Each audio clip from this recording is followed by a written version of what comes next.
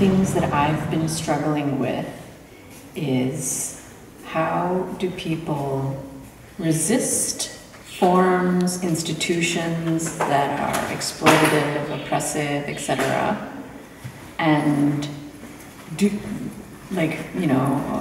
produce movements against what we find as problematic, including violence against racial minorities, people of color, including economic justice for people who are undocumented immigrants. How do we meaningfully engage in actions to protect and defend and resist? How do we also build and sustain futures that we want to move towards? What kind of positive future do we want to move towards? So I don't know how it is. I think that social movements need to balance that for themselves. I think individuals need to balance that for themselves. That is a struggle that is taking place at the level of the person, at the level of the movement, at the level of society. And then I think about this project, about building alternative futures. So I work a lot with undocumented workers who are in construction, and their employers don't want to pay them. They steal their wages, or they underpay them. They should be paying them the legal minimum wage, and they don't. And so part of the fight is to fight to make sure so you get your wages. But then also every now and then there will be a group who will also be interested in creating a worker cooperative. And let us step outside this extractionist model and build something new.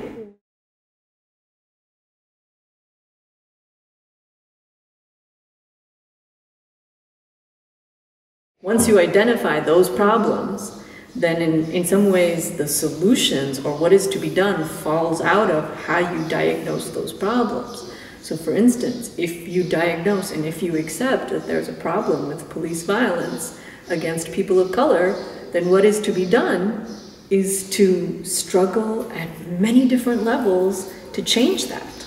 It means changing lawyers, prosecutors, and judges, and how do judges pass down sentences? How are those laws formed? How can we change those laws? How can we change the kinds of implicit bias, unconscious bias that everyone has, not just the police? All of those things are at stake, I think, in just that one issue.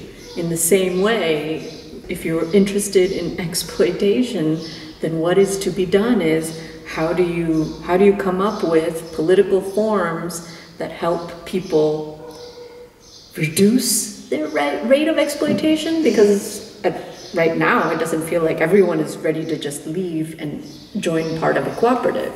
So part of our struggle is going to be, how do we also move towards this other conversation about alternative ways of producing, consuming, and living?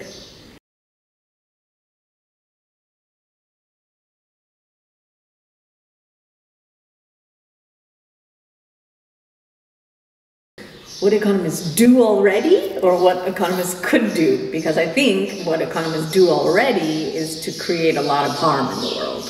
The way economists intervened in Latin America, in Central America, in Nicaragua, in Chile, under Pinochet, the economists helped support the most brutal political regimes in the world through their economic theories. It's a field where it's very governed by a particular kind of way of thinking.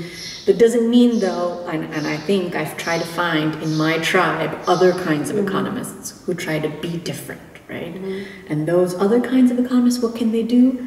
They can work with people, not on people, above people, they can do research with labor groups, associations, collectives, not just on them. They could also deeply change the way that they think and change their own ideas, not just come to the table as though they're going to put into practice some ideas and perfect models, but also be willing to learn from the communities with which they work and produce better economy. Other tools are, I think, participatory research. And sometimes I think it means the strategy of using the master's tools to dismantle the master's house. I think your job as an economist is also to use those tools, but creatively, not as a model. You must sort of deeply transform parameters, ways of thinking, and feel like, okay, let go of the idea that I'm capturing the truth, and more like these tools have effects in the world, and if I want to see this kind of effect, then let me modify the tool to produce that effect, not have fidelity to the tool above all else.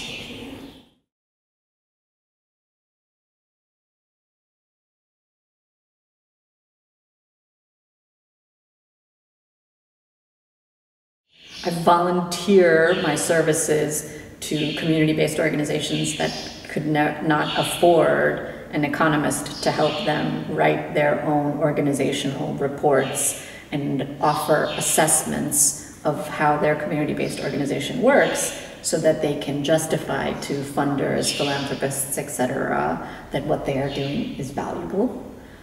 This is what I mean by, using the master's tools a little bit.